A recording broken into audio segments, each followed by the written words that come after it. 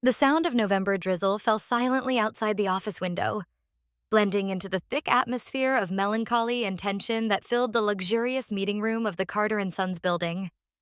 The sparkling crystal chandeliers on the ceiling reflected on the polished mahogany table, but could not dispel the feeling of suffocation that permeated every corner.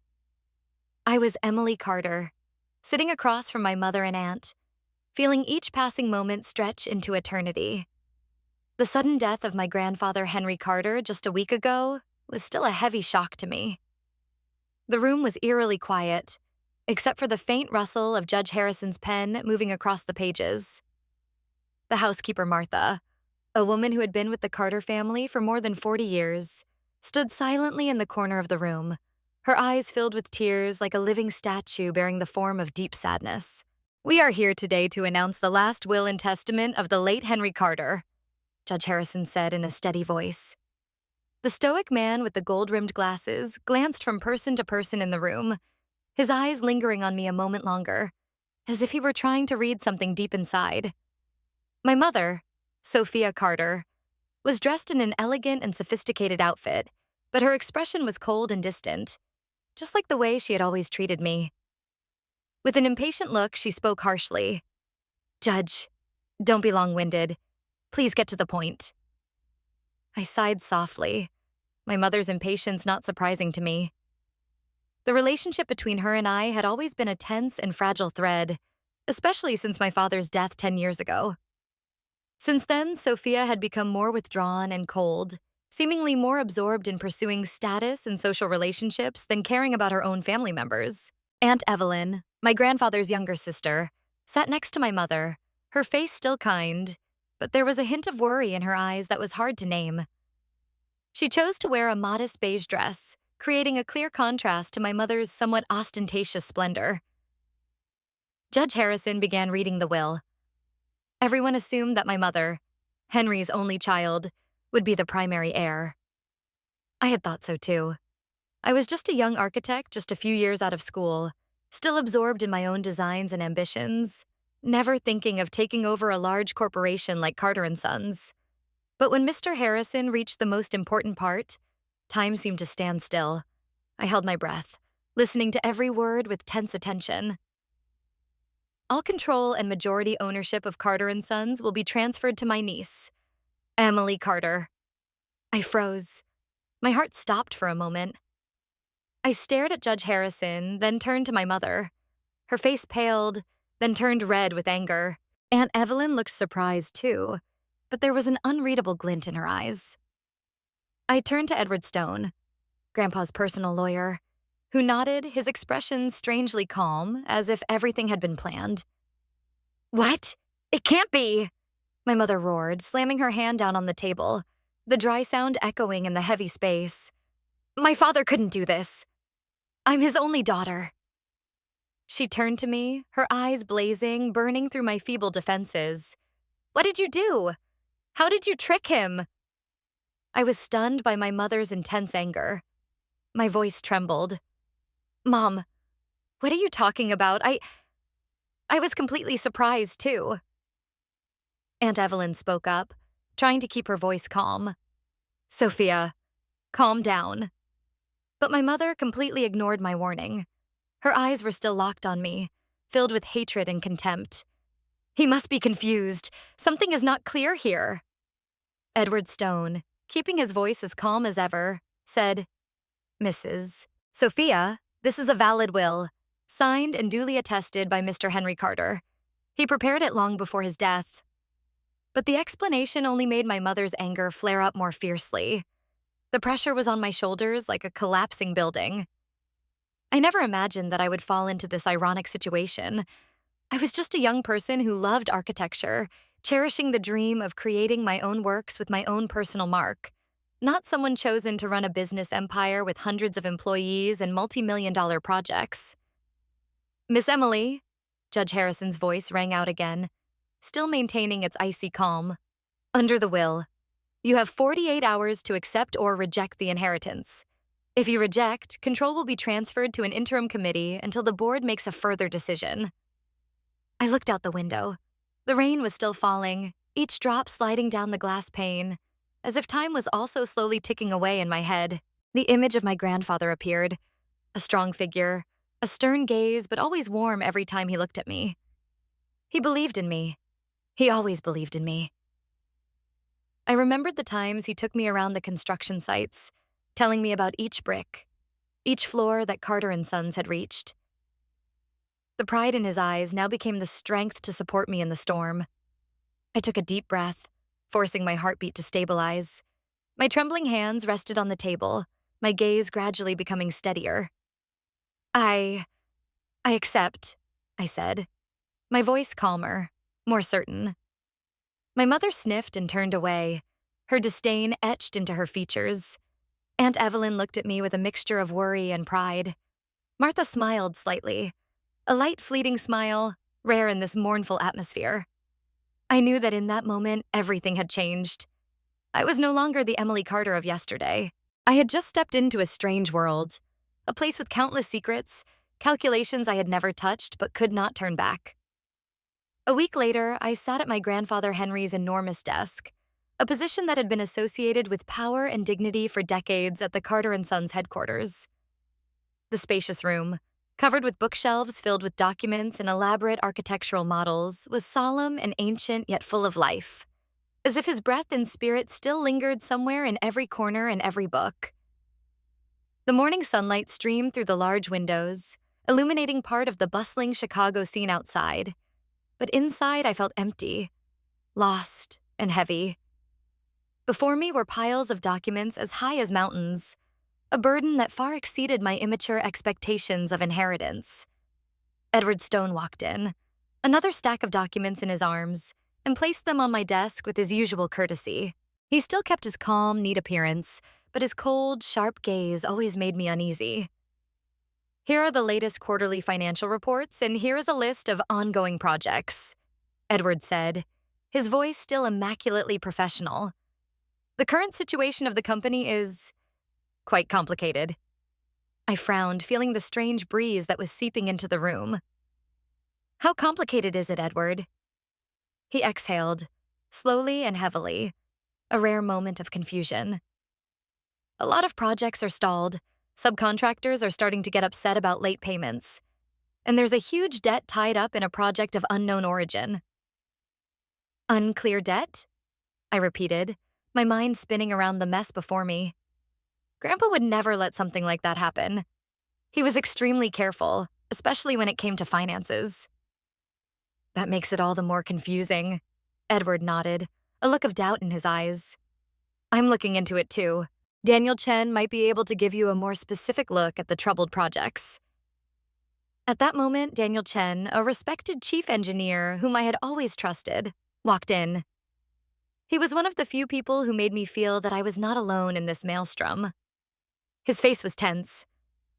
Hello, Emily. I am sorry to hear about Mr. Henry's passing. He was a great leader and a great teacher. Thank you, Daniel, I replied, trying to keep my voice even as my heart was in turmoil. Can you tell me more about the status of the projects?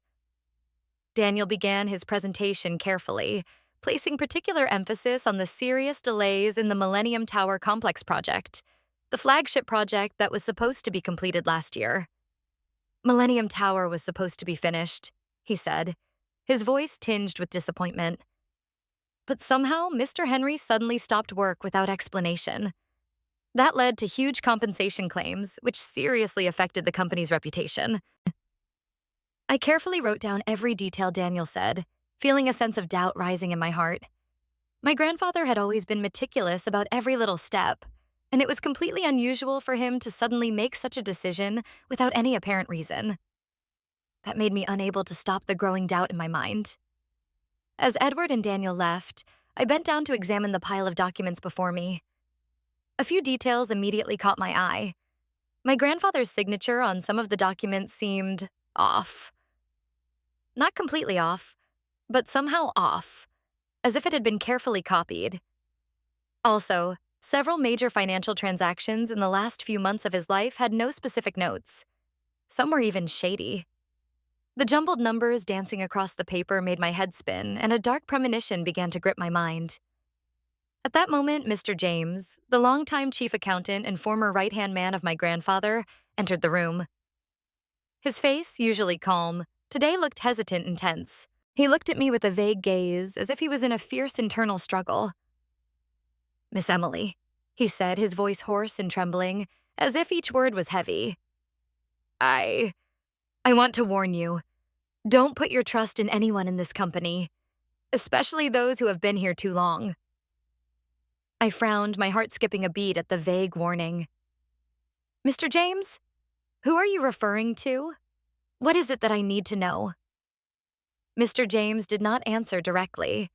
His eyes avoided mine, fixed on the floor, and then he spoke in a near whisper. "I can't say it clearly.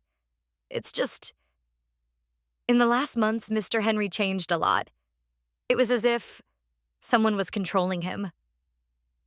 With that, Mr. James turned and left the room.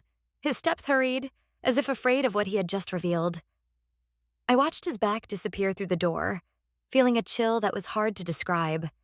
His words, combined with the irregularities in the records, were like a key that opened the door to a secret that had yet to be revealed. I could not shake the feeling that my grandfather's death was not simply a natural departure. There was something hidden, a dark truth lurking beneath the shiny surface of Carter and Sons. And I knew that if I wanted to protect his legacy and the truth, I would have to face it, even if the path ahead was a dangerous maze. I spent many nights in my grandfather Henry's private library at Carter House, a room that bore the mark of a mind that once ruled the empire. The cozy space, with its smoldering fireplace, its soaring ceiling-high bookshelves filled with rare books and neatly arranged technical documents, reminded me of my grandfather sitting for hours at his dark wooden desk, his eyes glued to each line of text, each diagram. The moonlight streaming in through the window cast strange shadows on the wooden floor, dancing silently. I pored over the pages of his old notebooks and personal documents, searching for any clue that might explain the unusual things that were happening. James's warning echoed in my head. "Don't trust anyone too much. Henry has changed a lot. It's like he's being manipulated." I wondered, who could subdue someone who was once so strong and steadfast? My grandfather was not the type to be easily manipulated. "Grandpa, what are you hiding from me?"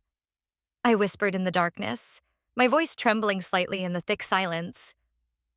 I continued my search, running my fingers over his familiar handwriting and his signature slanted brushstrokes. Suddenly, I sensed an unusual recess in the bookshelf, a secret compartment. My heart raced, my hands shaking slightly as I pulled out an old diary, hidden behind a skillfully crafted wooden panel. The notebook had no specific dates, just fragments of notes, a stream of thoughts mixed with anxiety about the future of the company and bitter disappointment in an unnamed person. I opened it and read a passage that made my body shiver. I was wrong to put my trust in him. This mistake could sweep everything away. My son. He paid the price for my blindness. I read that passage 3 times. His son, my father, David Carter, had been killed in a car accident 10 years ago. I had always believed it was a simple accident, a sudden tragedy that had thrown my family into turmoil. But now, something was very wrong. Could the diary's words have anything to do with my father's death? The suspicion crept in, creeping into my mind like a cold wind through a half-closed door. At that moment, Mrs. Martha, the devoted housekeeper for many years, walked in, holding a cup of hot tea and placing it on the table. She looked at me with gentle eyes mixed with sadness, as if she understood the turmoil in my heart. "Miss Emily, don't be too sad. Mr. Henry's passing is an irreplaceable loss." I looked up at Martha, who had seen the Carters through their ups and downs with a faint hope in my heart. "Martha, you've been with our family for a long time. Do you know if anyone had any problems with Grandpa, especially in his last months?" Martha was silent. Her eyes were thoughtful, as if she was going through old memories. I waited patiently. Finally, her voice rang out hesitantly. "Mr. Henry was a man of integrity, but he also had secrets. Many years ago, there was a woman named Isabella, mother of a child named Arthur. She used to work for the company. Then suddenly, both of them disappeared. I was stunned. Arthur? Isabella? I've never heard of those two names. The Carter family had always kept their private matters under wraps, but the fact that a woman and a child were involved in the company was completely hidden shook me. Mr. Henry was very upset about it, Martha continued, her voice slowing. Isabella was an accountant. She discovered a serious fraud. She was forced to leave. Not long after that, my father, David, was killed in the accident. Martha's words were like a bolt from the blue. My father's death, could it be more than an accident? For years, I had believed only one thing, an accident. But what she had just told me shattered that belief in an instant. Another door opened, a door to something dark and dangerous. I shuddered. The pieces began to fit together, James's innuendos, the dark diary entries, and now the mystery of Isabella, Arthur, and the never-before-revealed fraud. It all seemed to revolve around my father's death, and my grandfather's suspicious death. I sensed that this was just the tip of a vast iceberg waiting to be uncovered. I clutched the diary in my hand. Grandpa, Dad, I promise to find the truth, whatever the cost. The oath rang out like a prayer in my heart. I could not let this darkness cover another life. I would find the person behind every tragedy, no matter how many layers of lies I had to wade through. As Martha left the room, I continued to follow the last clues. In a secret drawer under my grandfather's desk, I found an old file. The cover was labeled Millennium Tower Project, Top Secret Files. My heart sank. My chest felt like it was being squeezed. There it was, the missing piece. I believed that within that file lay all the answers I had been searching for. In an old file, carefully hidden in my grandfather's desk, I found a detailed list of falsified financial documents. The numbers were so intricate, the transactions so dubious that I could not understand them all. But in the dry maze, one name appeared repeatedly, prominent and haunting: Arthur Sterling. Next to the name was a modest address in the Chicago suburbs. A strong feeling rose within me. This man held the key to the secrets I had been searching for. I knew I had to go to him immediately, without delay. I arrived at Arthur Sterling's apartment early one morning, when the mist was still hanging on the trees and the sun was just rising. The apartment was small, old but tidy, and exuded a quiet and nameless melancholy. The window curtains moved slightly, revealing a few faded landscape paintings and a tall bookshelf filled with books on finance and economics. My footsteps echoed softly in the hallway.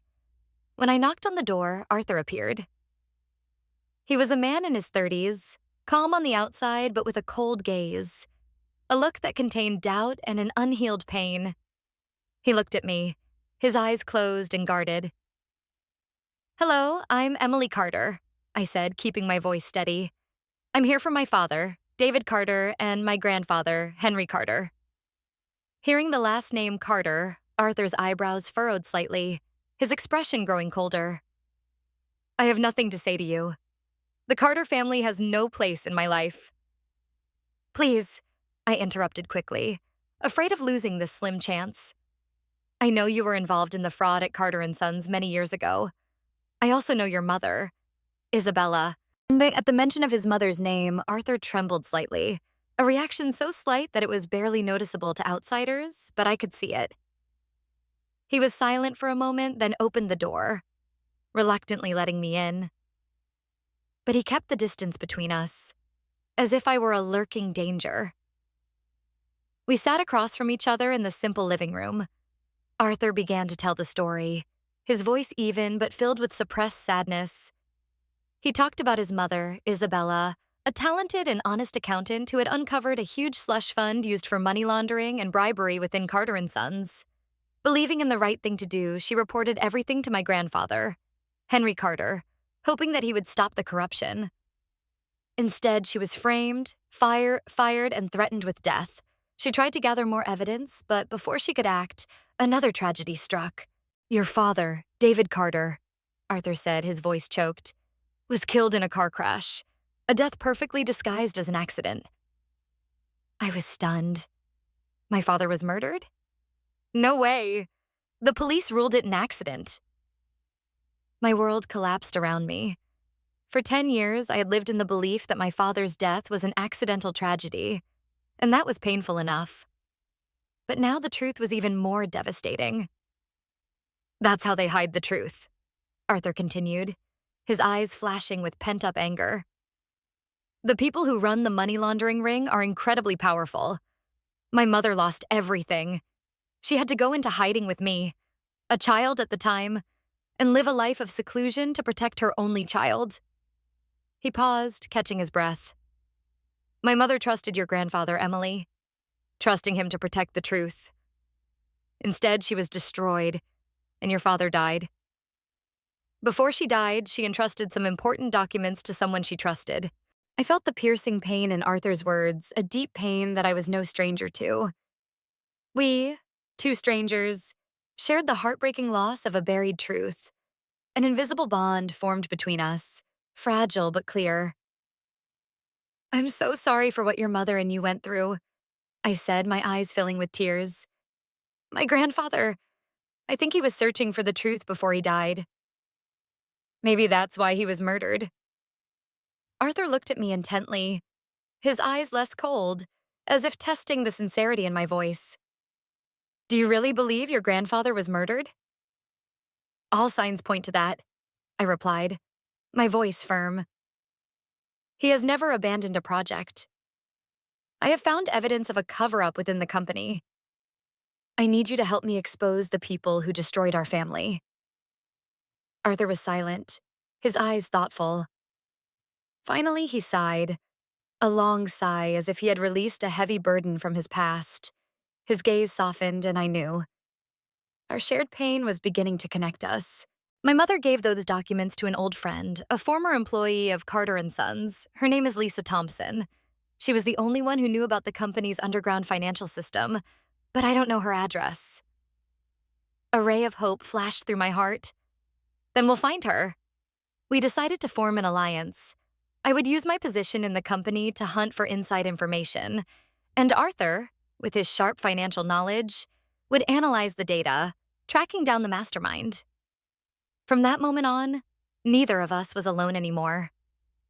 The fight for truth and justice had officially begun. As head of Carter & Sons, I quietly launched an internal investigation, discreet but no less aggressive. I requested access to the most detailed financial reports, scrutinized every transaction for signs of irregularity, and reviewed every accounting line like turning over bricks in an old maze. Edward Stone was always by my side, offering sharp advice and unfailing support, but I could not shake my suspicions about him. He was too calm, too willing to help. That very perfection made me more wary than ever. Arthur Sterling, a veteran of the shady dealings of finance, became our right-hand man. With his experience and keen eyes, he uncovered a series of phantom transactions, fake subsidiaries set up as empty shells to launder money and transfer bribe funds. Under the cover of legitimacy, we uncovered a sophisticated network.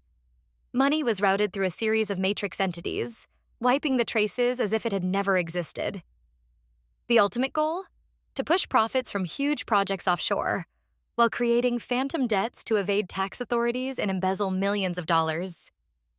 It's a complicated maze, Emily, Arthur said, pointing to the tangled diagram on the screen. The money flows through dozens of fake companies, making it difficult to trace. But the ultimate goal is to take the money abroad and create fake debts to fool the auditors. I looked at him, my voice cold. So that means the company has been turned into a money laundering tool? Not the whole company, Arthur replied, his eyes heavy. Just a handful of people, and they weren't ordinary. These deals have been well disguised for years, probably dating back to your grandfather's time. As Arthur and I quietly expanded our investigation, my mother, Sophia, kept asking about the changes within the company.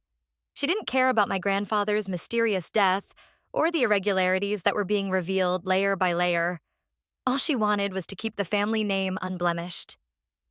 Whenever I mentioned finances or my father's death, she dismissed it as a stray wind in the stone castle. What are you doing, Emily? She snapped at one of the rare dinners at the mansion, slamming her fork down on her plate so hard that the sharp sound of the collision echoed throughout the room. What good is it to dredge up old stories? You're only hurting Carter and Sons. Mom, I looked at her, my voice full of pain. The company's reputation has been damaged since those things happened. I just want to clean it up. Clean? She laughed, her voice contemptuous. Who do you think you are?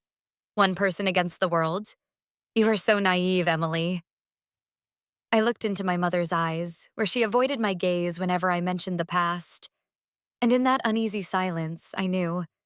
She knew more than she was telling. She was hiding something she feared would come to light. That night, as I lingered in my office, Edward Stone suddenly appeared. He no longer had his usual composure. He looked tense, as if he was carrying something heavy on his shoulders. He quietly closed the door, then turned to me, his face filled with complicated thoughts. Miss Emily, Edward said, his voice shaking slightly. I can't keep this secret any longer. I looked up, my heart pounding like a drum. What secret, Edward? He sighed as if a heavy weight had been lifted from his chest. Mr. Henry was threatened. The people behind the money laundering scheme threatened him. That's why he asked for the Millennium Tower project to be stopped. They wanted to turn it into a springboard for a bigger deal, and he refused. He knew everything, and he tried to fight them. Who? Who is behind all this? I asked, my heart pounding. Edward hesitated. He glanced around as if he feared there might be eyes in the darkness. Then from inside his coat, he pulled out an old, highly encrypted phone. I can't tell you the names, but Mr. Henry had this ready before he was murdered. He placed the phone on the table and pushed it toward me. He wanted you to keep it. It has everything he collected. I stared at the phone. Old, rough, but carrying a terrible weight. My heart pounded in my chest, and a chill ran down my spine. I knew, in that moment, that this was the key. A door to a truth more brutal than anything I had ever imagined. But had Edward betrayed them? Or was this just the next move in his dark game? I couldn't say. But I knew one thing for sure. I had to open this phone. Inside it was my last hope of justice, for my grandfather and for my father. The old phone felt heavy in my hand, not just because of its physical weight, but because of the invisible weight of the secrets I sensed it held. Arthur Sterling and I immediately took it back to my grandfather's ancient library in the Carter mansion. The night sky was thick as ink, and only the faint light from the desk lamp and the computer screen illuminated our tense faces. We sat across from each other, Arthur watching with the sharp eyes of a tech expert, and I held my breath, too nervous to speak. It's deeply coded, Arthur muttered, his fingers moving across the keyboard in a frantic dance. But Henry wasn't careless. He must have left a secret door. Every moment was tense. I remembered what Edward Stone had said. Mr. Henry wants you to have it. It showed that my grandfather had sensed some impending danger, and he had prepared me for the path to the truth. The pain of loss mixed with anger rose within me into an unshakable determination. Finally, after hours of painstaking work, Arthur typed the final lines. A beep sounded like a signal of opening. The phone screen lit up. A vast database appeared before us. Recorded calls, text messages, photos, and a trove of highly encrypted financial documents. Arthur and I held our breath. This is a recording of a closed meeting, Arthur whispered, his voice trembling slightly. He pressed play. There are voices of a woman and a man. The sound in the recording gradually became clearer, each word becoming clearer. My heart pounded as I listened. A woman's voice, in the recording, cold and sharp as a knife. We have to stop old Henry. He's going too far. Male voice, deep and firm. There is no other way. We cannot let him destroy everything. I turned to Arthur, my eyes meeting his.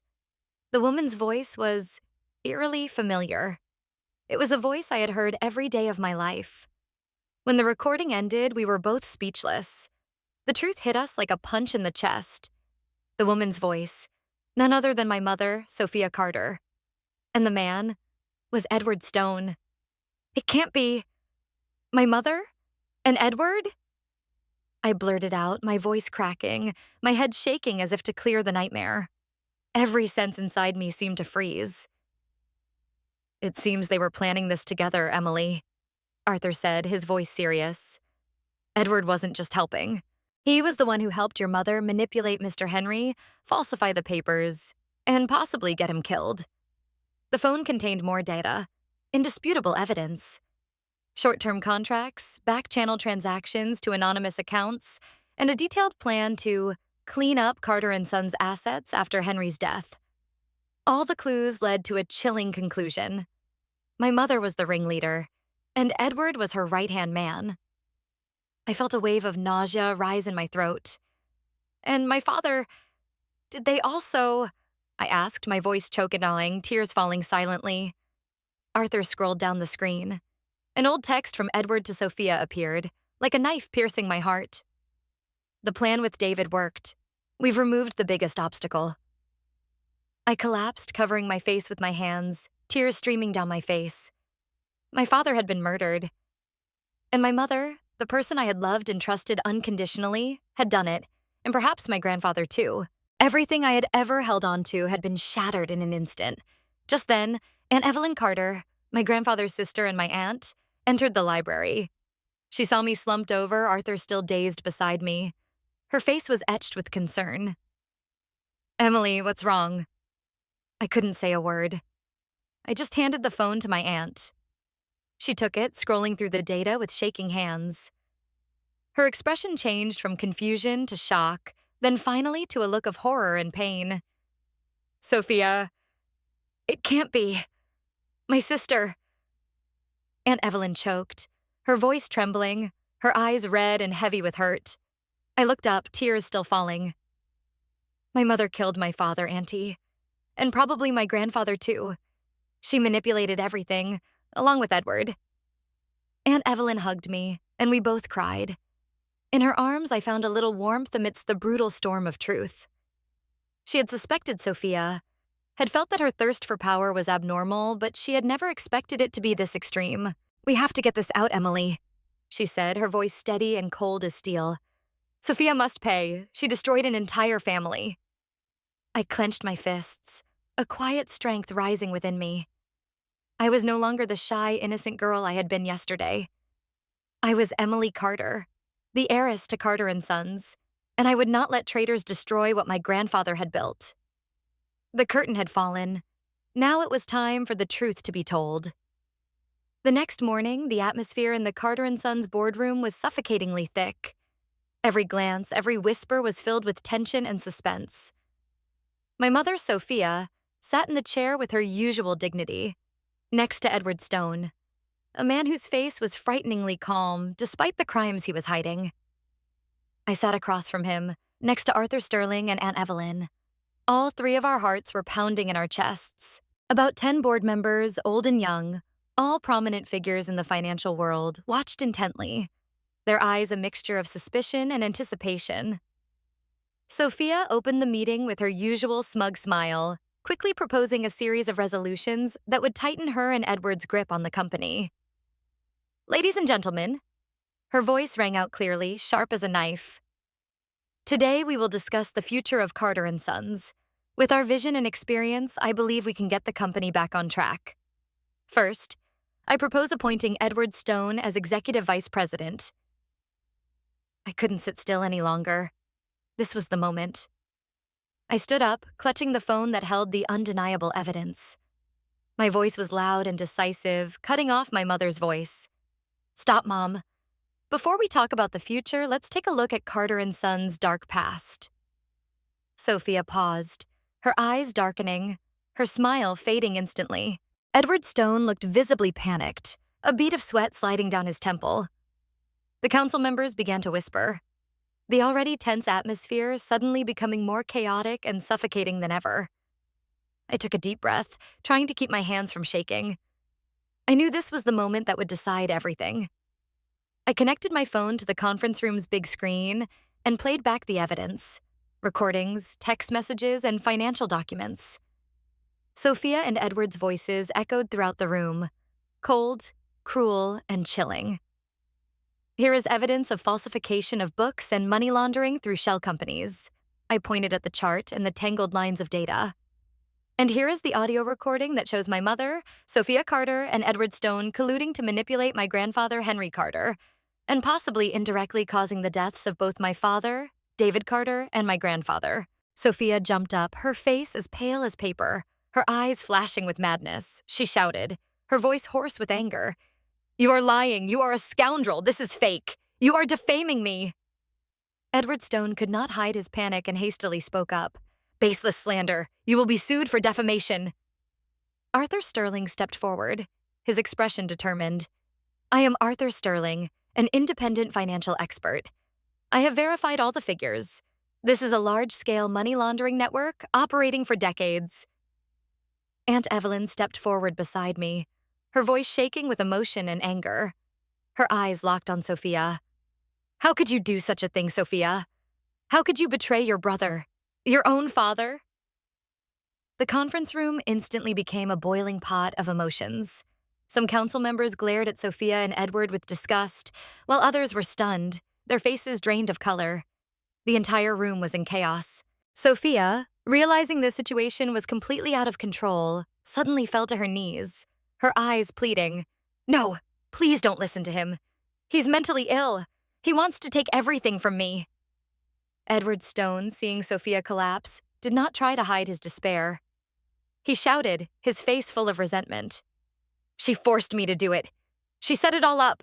I was threatened." Sophia turned around, her eyes blazing, looking at Edward as if she wanted to tear him apart. You dare betray me?" At that moment, the door to the conference room opened. The police appeared, having been secretly contacted by either me or Aunt Evelyn. Sirens wailed outside the building and then quickly died down. Officers in uniform entered, heading straight for Sophia and Edward. "Sophia Carter and Edward Stone," the sheriff said firmly. "You are under arrest for money laundering, wire fraud, and attempted murder." Sophia was handcuffed.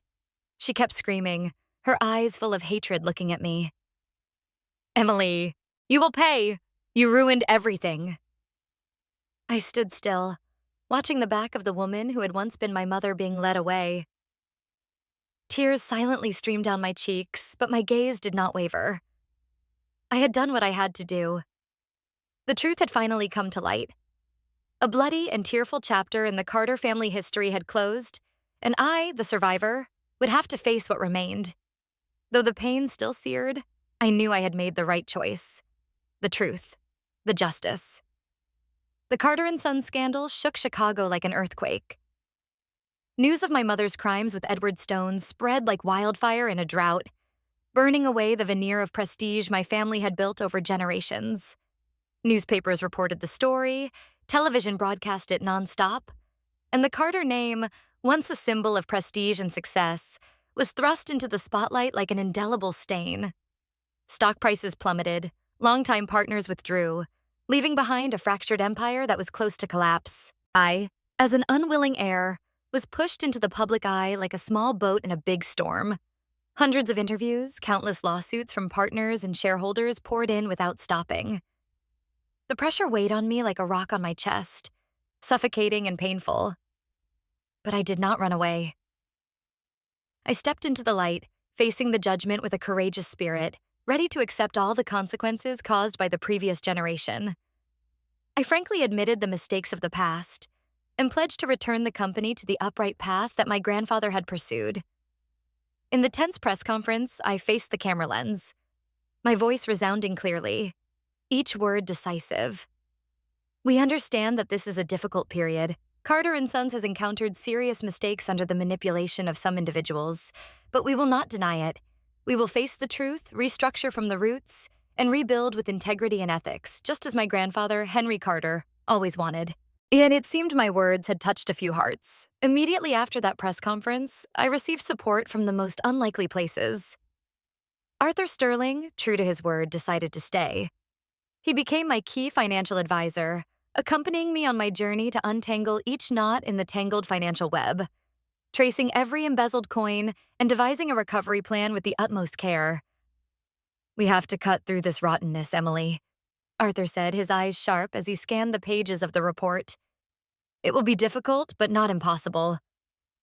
Daniel Chen, the chief engineer, worked day and night with his team, reviving each stalled project, especially the Millennium Tower. He was a tireless warrior. "We will not give up, Emily," Daniel said, his eyes burning with determination. "Mr. Henry has placed his trust in you, and so do we. That trust will be rebuilt brick by brick."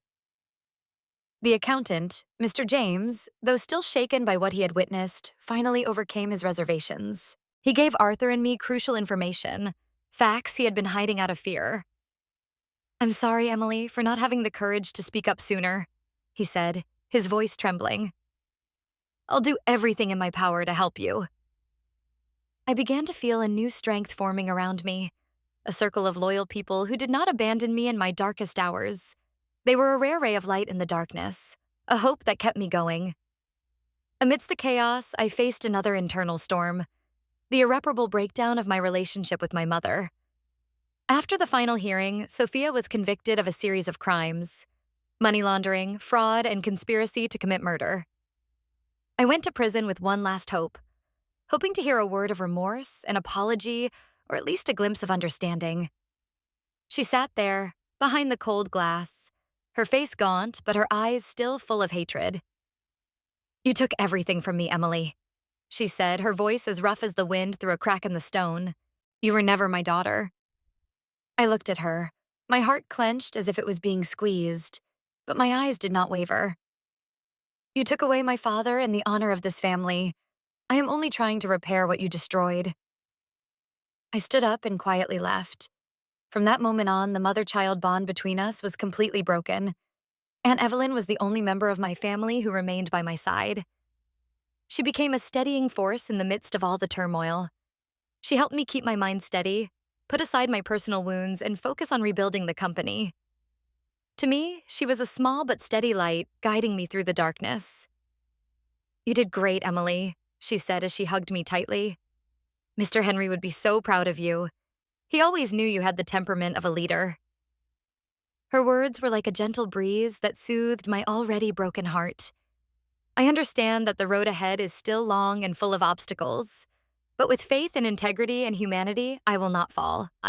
I will continue to move forward, with my own 2 feet and for all that is not yet destroyed. In the months that followed, my team and I embarked on a radical rebuilding of Carter and Sons, a challenging journey that required persistence and unwavering determination. I had to make difficult decisions, selling non-essential assets to pay off mounting debts and firing individuals who had been implicated in the scandal. These were not easy decisions, but they were necessary to clean up and revitalize the company. In parallel, I implemented new transparency policies, strengthened internal audit systems, and established an anonymous feedback channel that allowed employees to report misconduct without fear of retaliation. One morning, I gathered the entire Carter and Sons staff in the company's largest conference room. In the face of their bewildered and skeptical eyes, I knew I had to inspire hope. "We are not only rebuilding Carter and Sons as a construction company," I said, my voice loud and steady, "but also making it a symbol of trust and quality. From this day forward, every brick we lay must be a symbol of integrity and a deep commitment to the community." The Millennium Tower project, once a symbol of stagnation and mistakes, was restarted under the strict supervision of myself and Chief Engineer Daniel Chen. We applied environmentally friendly materials and the most advanced construction technology, not only to ensure quality but also to minimize ecological impact. The company now prioritized projects that brought sustainable value to the community, building schools, hospitals, affordable housing, instead of pursuing pure profit as before. In the beginning, I faced indifference and wariness from former partners.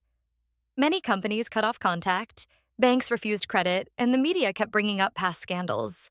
However, little by little, with steadfastness, transparency in all transactions, and increasingly affirmed quality of work, Carter and Sons gradually regained trust. Projects were completed on time, exceeding expectations in quality and budget. Negative whispers gradually subsided, giving way to recognition of the company's strong and sincere recovery efforts. Arthur Sterling was an indispensable partner.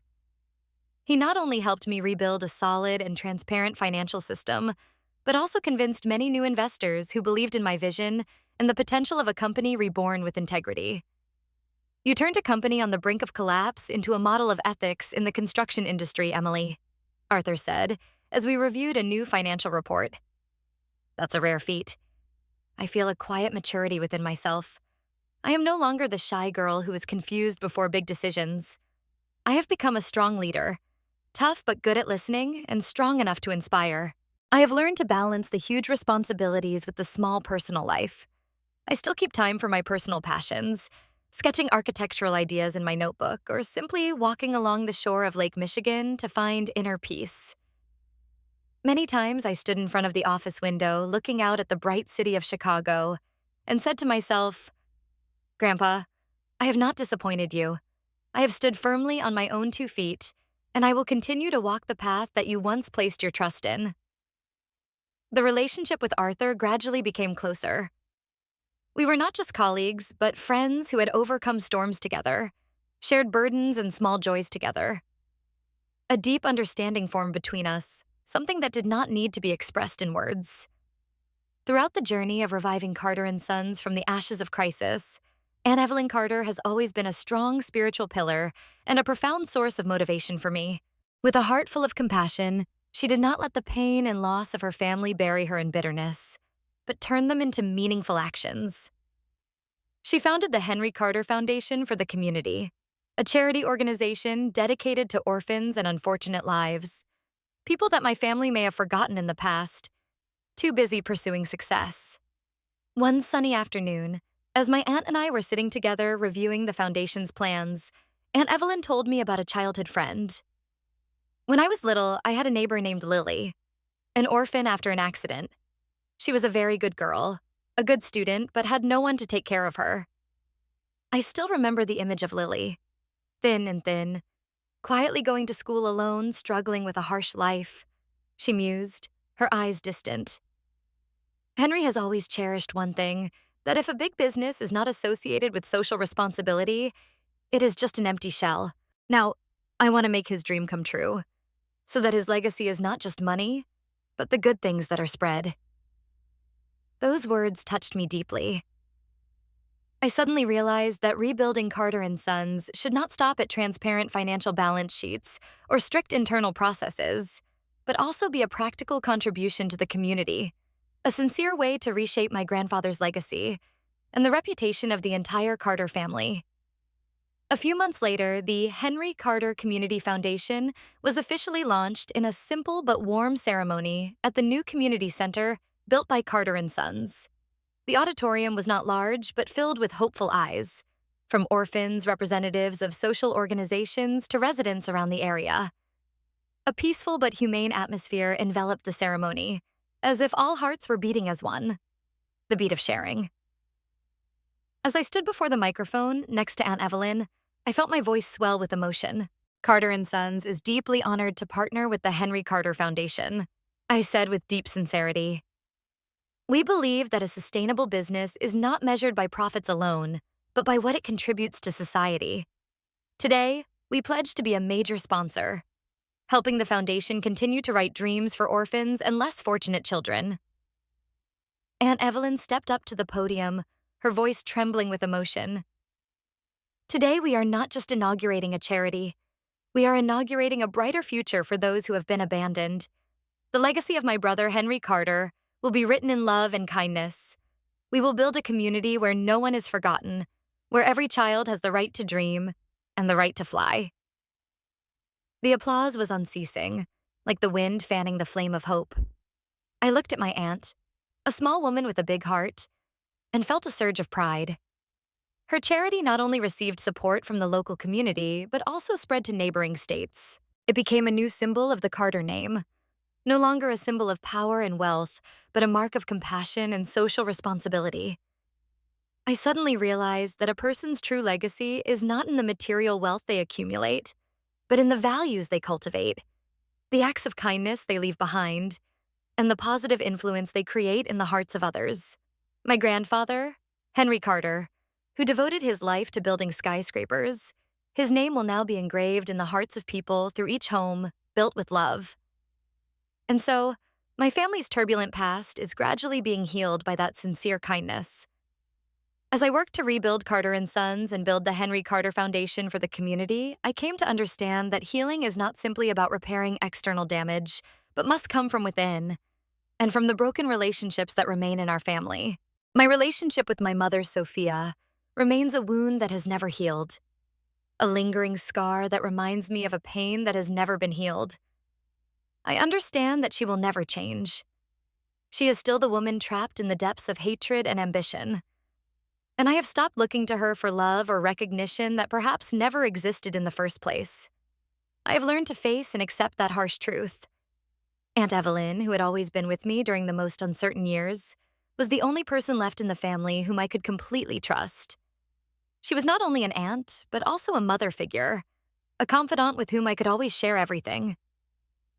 Early in the morning, when the sunlight was still gentle on the shady garden at Carter Villa, my aunt and I often sat together in that quiet and peaceful space to reminisce about Grandpa Henry, about the old days, the days when love and sincere values still reigned in this house. She told me that she still visited my mother in prison sometimes. "Sophia hasn't changed, Emily," she said, her voice quiet as if she were holding back a deep sadness. "She still believes the world is against her. She still believes she's the victim of a conspiracy. She never admits any wrongdoing." "So that means you'll be like this forever?" I asked, trying to keep my voice from shaking with emotion. "Maybe so, my dear," she whispered, squeezing my hand in hers. "But at least now she is forced to face the consequences. Justice sometimes doesn't heal, but it puts things in their place." Aunt Evelyn also told me about the pressures my mother had endured in her youth. "Sophia was the affectionate sister," she mused, looking off into the distance as if seeing an old image. "She yearned for our father's approval. She sought love through achievement, through power, and then over the years, that yearning became an obsession. Our father was too strict, too cold, and gradually, Sophia let her own unfulfilled desires lead her astray. She was a victim of her own false dreams." I listened quietly, and for the first time, I felt something other than pure anger, a nagging understanding. I could never forgive her for what she had done. The damage she had done could never be undone. But I could choose to let go of the hatred, to move on, to live a life unfettered by the past. It wasn't easy, but I knew it was the only way to heal myself. I began to spend time with myself, with the things that made me feel alive. With Arthur, with Daniel, with Aunt Evelyn, the people who had accompanied me through my darkest days. And I realized that happiness lies not in having it all or reclaiming what was lost, but in rebuilding. From the ruins, the things that are truly valuable and lasting. I learned to meditate, write in a journal to listen to my soul, and sometimes I leave the city for quiet places where I can temporarily forget the noise of the past. Every morning, I wake up with a calmer heart, ready to take on any challenge that lies ahead. I have found a balance between the heavy responsibilities of work and the need to live a full life. I am no longer the shadow of Carter, no longer living under the weight of old expectations. I am Emily, and I decide my own worth through my actions and choices every day. My life, though still marked by indelible marks, has become more complete than ever. I have found peace within my soul, the most precious thing I can regain after all the losses, the brokenness, and the long nights without light. To continue to preserve my grandfather's legacy and turn the tragedies of the past into the material for a better future, I decided to establish a scholarship program in his name. Henry Carter always believed that education is the golden key to open the door to the future. And I want to realize that dream through practical action. I believe that investing in the younger generation is not only a way to build a strong society, but also a commitment to a transparent and decent construction industry. Thus, the Henry Carter Scholarship was born. For students studying construction and architecture, talented, passionate, but from disadvantaged backgrounds. I wanted to give them the opportunity to study and develop without financial barriers, something Arthur's mother, Isabella, had never had. I still remembered what Arthur had said about his mother, a strong woman but crushed by fate. I wanted to make sure no one else had to suffer the same tragedy. The scholarship ceremony was held in the grand auditorium of the Chicago School of Architecture, where Mr. Henry was an honorary sponsor. The space was filled with soft lighting. The atmosphere was solemn yet cozy, full of hope. I stood on the podium, in front of the young faces full of ambition. In the front row, Arthur and Aunt Evelyn watched me with eyes full of trust and pride. In my speech, I shared the Carter family's journey, unveiling the wounds and mistakes that had torn us apart. I believe that honesty is the most inspiring force. My family has been through some rough patches, I began, my voice slow but steady. We have faced betrayal, the darkness of lies. But I believe that through loss, we learn to rise again. This scholarship is more than just financial support. It is a reminder that integrity, passion, and dedication are the foundations for a sustainable future. I told him about my grandfather's profound vision, a new generation of architects and engineers who are not only good at their profession, but also have a heart and social responsibility. I emphasized, building great works is not just about steel. It is about building trust, building communities with souls. As I finished my speech, a student named Maria stepped onto the stage. Her eyes sparkled and she looked shy but determined. She was one of the first to receive the scholarship. Her voice was choked with emotion. I promised to study hard to be worthy of the trust of Ms. Emily and Mr. Henry Carter. I want to use my knowledge to build projects that bring value to people, just like what Carter and Sons is doing. The applause was like a song of hope. I saw the smiles on Arthur and Aunt Evelyn's faces, bright and satisfied. That was the moment I knew I was on the right track. The Henry Carter Scholarship quickly became one of the most prestigious programs in the field, attracting hundreds of applications each year. It not only opened the door to education for hundreds of students, but also helped shape a new generation with a humanistic vision and a strong moral foundation. Under my leadership, Carter and Sons not only recovered but also thrived. We emerged as one of the leading construction companies, renowned not only for our engineering quality, but also for our ethical commitment and social responsibility. Our projects were not only profitable, but also meaningful to the community, from low-income housing to environmentally friendly public buildings. I know that Mr. Henry, though no longer here, would smile with satisfaction if he saw us today. His legacy is not only the buildings reaching to the sky, but also the values of life, the dreams that we continue to help young people achieve. This is how we redefine the legacy of Carter and Sons, a legacy based on compassion, integrity, and a strong belief in the future. One peaceful morning, I sat quietly at my desk in the new office of Carter and Sons.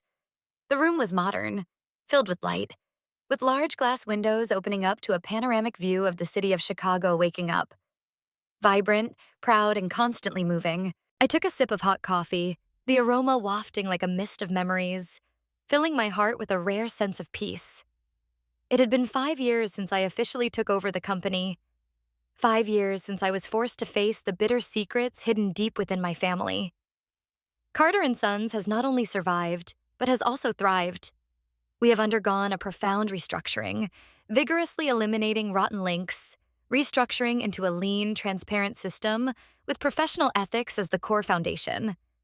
Recent projects have been highly appreciated by the community, not only for their technical and aesthetic qualities, but also for their sustainability and human values. We are no longer tempted by lucrative contracts that lack transparency. Instead, we build projects that serve people and the future. I looked up at the portrait of my grandfather Henry hanging neatly on the wall.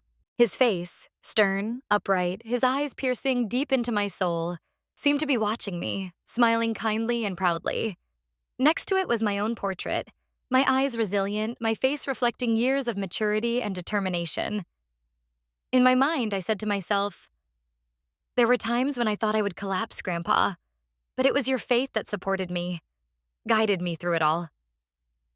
I have not only continued the Carter and Sons legacy, but also redefined it. We are now more than just a construction company. We are a symbol of integrity, quality, and trust, not just in Chicago, but across the country. Aunt Evelyn's foundation continues to do its work, bringing hope to thousands of orphans and forgotten people. The Henry Carter Scholarship is a bridge for young talent, future engineers, and architects to help build a just and sustainable world. The bond between me, Aunt Evelyn, and Arthur Sterling grew deeper. Together, we built a new home, not based on blood or wealth, but on kindness, tolerance, and common ideals. Arthur was a devoted partner, a friend who understood every twist and turn of my journey. Aunt Evelyn was more than an aunt. She was a strong spiritual support, a mother, a quiet but steadfast teacher, always present when I was at my most uncertain. I look back at the journey I have taken, from a young architect bewildered by an unexpected will, to a steadfast leader who dares to look straight at the truth, even the darkest truths. I inherited a company with a scandalous reputation and the stain of greed, but I turned it into a symbol of a new beginning, where trust and transparency are paramount. I have rewritten my story, I thought, with a surge of satisfaction. A story not based on blood, but on character, choices, and what I am willing to sacrifice to defend what is right. The Carter family story has closed a dark chapter to open a new, brighter journey. Not all wounds have healed. The relationship between me and my mother is still a cold silence. But I have learned to live with those gaps and understand that my self-worth does not lie in my blood, but in what I have chosen, what I have stood for, what I have believed in and fought for. I stood up and walked to the window. The gentle dawn light covered the city, reflecting on the towering buildings, symbols of vitality, of relentless resilience. I took a deep breath, feeling the continuity between the past and the present. I knew that the journey ahead would be challenging. But I was ready, because I had found my identity, not in the name I bore, but in the decisions I had courageously made. And so I had written my own legacy,